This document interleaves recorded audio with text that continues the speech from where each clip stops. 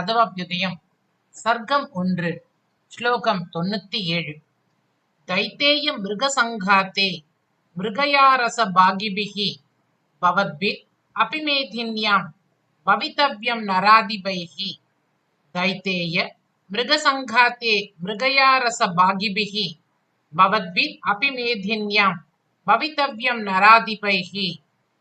ஹே தேவர்களே, அசுரர்கள் மிருகங்களுக்கு சமமானவர்கள். சங்காத்தம் என்பதற்கு கூட்டம் என்பதோடு அழித்தல் என்றும் பொருளாகும். மிருகயாரசம் என்பது வேட்டையாடுபவர்களுக்குத்தான் விளங்கும். அந்த ரசத்தில் நீங்களும் பங்கு பெற வேண்டாமா?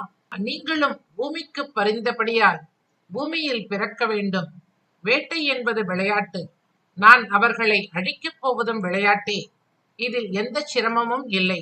இருப்பினும் அவ்வேட்டையில் நீங்களும் பங்கு கொண்டால் அந்த ரசானுபாவத்தை அடையலாம். துர்தசாதிபர்களே என்று யோசிக்க வேண்டாம். அங்கு அரசர்களாக தோன்றி இதில் பங்கு கொள்வீர்களாக என்று தேவர்களிடத்தில் பெருமான் கூறினார்.